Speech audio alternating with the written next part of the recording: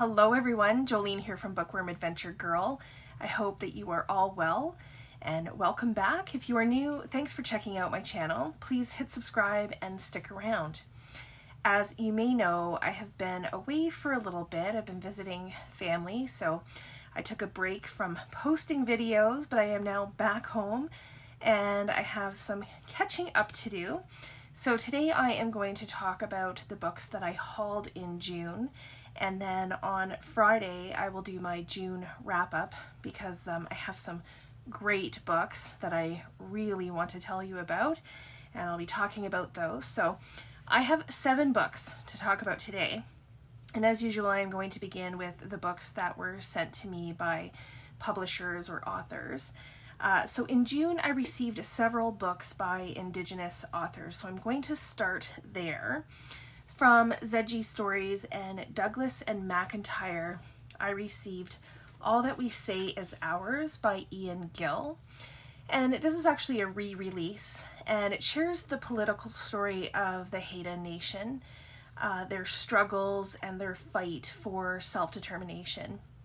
So in the 1970s, the Haida joined forces with environmentalists in a very high-profile struggle to save the Haida Islands after decades of logging. So this book is very well researched and it provides like a thought-provoking account of that history. So I'm looking forward to learning a lot from this one.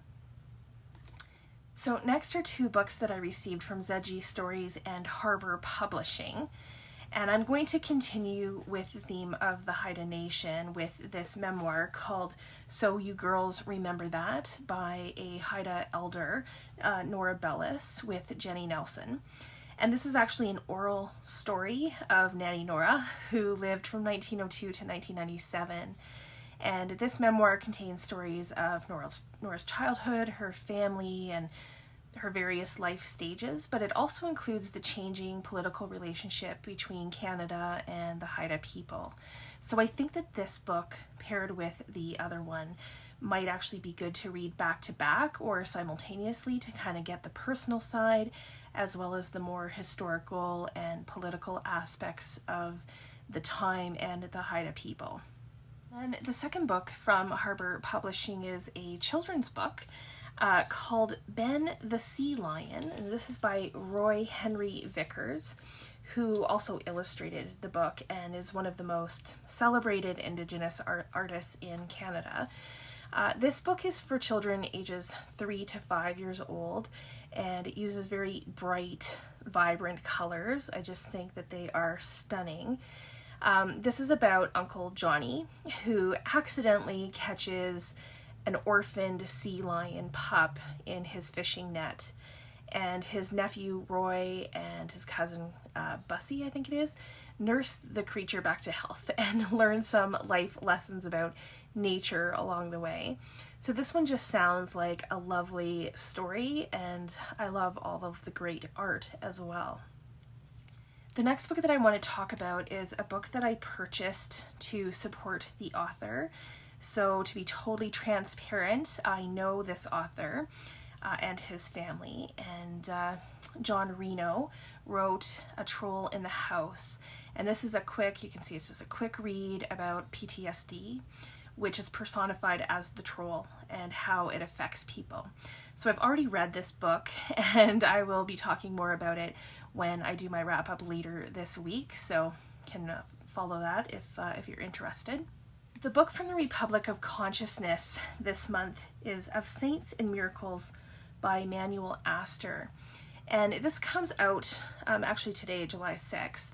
So this story takes place in northern Spain, and the main character is Marcelino, who lives alone on his parents' farm. And this is the farm that he grew up on. And his brother comes and tricks him out of his home, or attempts to. Oops. And in a moment of anger, he kills his brother and ends up going into hiding to avoid the authorities. So I've heard some good things about this book, that it's unique and that it's told in an innovative way. So I'm really looking forward to getting to that and seeing how the story is told.